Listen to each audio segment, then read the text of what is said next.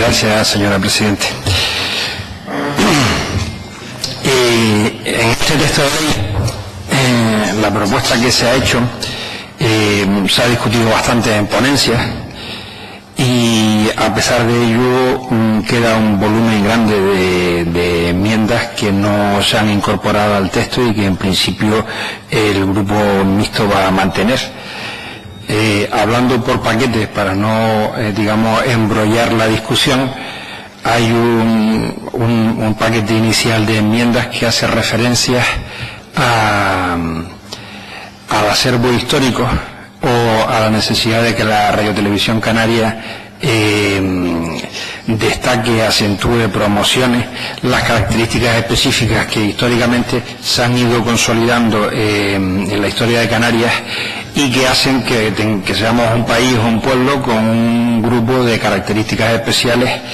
y que es imprescindible el recordarlo, promocionarlo entre la sociedad para que la sociedad canaria sea consciente del mismo. Hay un segundo paquete de enmiendas que tiene que ver con la necesidad o no que determinadas actuaciones que se hagan por parte de la Dirección de Radio y Televisión Española, aparte de que se vean en el Consejo Rector, se aprueben también por parte del Parlamento. En principio se mantienen, lo que no quiere decir que a lo mejor incluso algunas de ellas no se defiendan en el Pleno porque se consideran que a lo mejor hay que se pueden, digamos, obviar, porque aunque lo que se está buscando en cualquier caso es intentar una radio-televisión que se parezca lo menos posible a la de ahora, por decirlo de alguna manera, es decir, que tenga una independencia clara, que tenga una profesionalidad manifiesta, que no tenga elementos de sectarismo político o cosas por el estilo. También es verdad que es difícil intentar regularlo todo en la legislación como para solucionar todos los problemas que pueden surgir, y entonces a veces el hacer una legislación excesivamente reglamentista lo único que va a provocar es el mal funcionamiento de la organización, y tampoco es eso lo que se busca. Hay otro grupo de enmiendas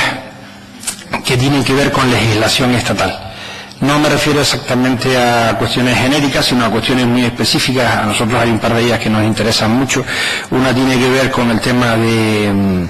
los derechos de los telespectadores a tener la información sobre los cambios en las parrillas televisivas, y la legislación estatal marca unos topes claros en ese sentido, y en principio no se vio necesario en introducirlo dentro de la ponencia. Y por otro lado, en la parte económica también desarrolla mucho cómo tiene la dirección de la televisión que especificar los costes económicos que mantiene, con la necesidad de elaborar escandallos, etcétera, sobre los diversos elementos que componen los costes de la producción del ente. Teniendo en cuenta que estamos hablando de una empresa de 30 millones de euros de presupuesto, que son 5.000 millones de las antiguas pesetas, seguro que tiene absoluta y total capacidad profesional para hacer ese tipo de cuestiones, y yo creo que cuanto más desagregado y desarrollado se presenten esas cuestiones económicas, mejor para el buen funcionamiento del ente. Hay un elemento súper fundamental, que es el tema de la elección de los órganos de dirección. Nosotros ahí tenemos un criterio muy radicalizado, en el sentido de que consideramos que es fundamental, y es que hay que intentar favorecer el consenso. Nosotros consideramos que el poner una retahíla de posibles votaciones con mayoría, digamos, bien de 3/5 o de 2/3, para intentar llegar a favorecer consensos entre los diversos grupos, pero dejando siempre un latiguillo de que si en esas reuniones previas no se llega al consenso, al final se pueda conseguir la elección de, por ejemplo, el Consejo Rector o el presidente del Consejo Rector por la vía de una mayoría absoluta, lo cual quiere decir que la mayoría del gobierno puede elegir en definitiva tanto al uno como al otro sin tener que llegar a acuerdo con el resto de los grupos políticos. A nosotros nos parece que es negativo. Digamos, el algodón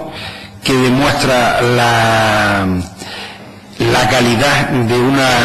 una ley de televisión pública, creo yo, es que sea la oposición la que esté contento con la ley, no que sea el gobierno el que esté contento con la ley. En ese sentido yo creo que se avanzó mucho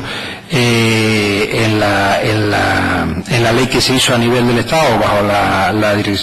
dirección de la presidencia del señor Zapatero, que no es santo de mi devoción, pero que alguna cosa hizo bien y yo creo que esta es una de las que hizo bien. Y en esa no se dejó al resquicio de la mayoría absoluta, o lo que es lo mismo de que el gobierno acabe eligiendo sin necesidad de consensuar con la oposición los órganos de dirección. Nosotros creemos que se puede entender de dos maneras. Las proponentes, de forma manifiesta y reiterada, nos han hablado de la buena voluntad que se intenta por parte de los que han elaborado la ley y del gobierno, en el sentido de que lo que se quiere es, por encima de todo, intentar favorecer el consenso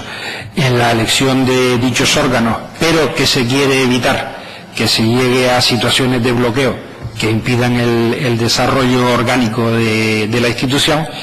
Pero también se puede plantear al revés, es un problema de voluntad. También se puede entender que lo que se quiere es asegurarse que en cualquier caso uno elige a quien quiere elegir, porque lo puede elegir por mayoría, y que ante la sociedad se quiere quedar bien intentando echar la culpa a la oposición de que no llega a las mayorías adecuadas.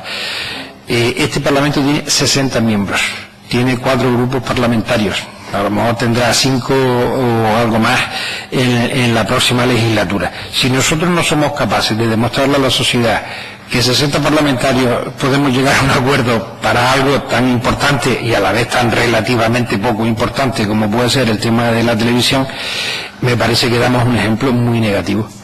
Yo soy de la opinión de que hay que intentar por encima de todo llegar a los consensos y forzar los consensos. Yo sé que supone para las mayorías de gobierno un acto de mucha voluntad política y de gran responsabilidad política el ceder la ventaja comparativa que tiene, ganada democráticamente en las elecciones, aceptando que la oposición tenga, digamos, una ventaja comparativa en la elección de esos órganos. Pero yo creo que lo mejor para todos sería el quitar el resquicio de las mayorías absolutas y el forzar la necesidad de las mayorías entre gobiernos y oposición o parte de la oposición para la elección de esos órganos. Y luego hay otro paquete de enmiendas que tienen que ver con las funciones y competencias que se ponen pues para explicar lo que es la función pública o el carácter público o las responsabilidades que tiene que asumir la televisión pues cuando hace la producción, etcétera. La ley pone un texto que está bien, yo no digo que esté mal, pero que es muy genérico, y en algunos de ellos nosotros intentamos precisar algunos elementos porque consideramos que no coartan la libertad de la televisión para profesionalmente poder cumplir los objetivos que tiene, pero al mismo tiempo asegura a la sociedad y a todos los partidos políticos que realmente se cubra un mínimo necesario con la actividad de la televisión, que realmente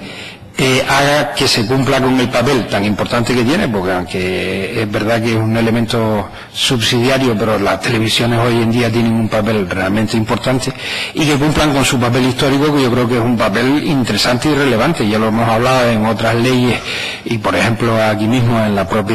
el propio Parlamento, los medios audiovisuales hoy por hoy son fundamentales en la vinculación, por ejemplo, del sector público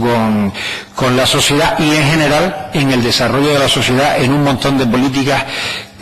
que algunas de ellas son imprescindibles. Estamos hablando de elementos culturales, de elementos de igualdad, de elementos de violencia de género. Para todo ese tipo de cosas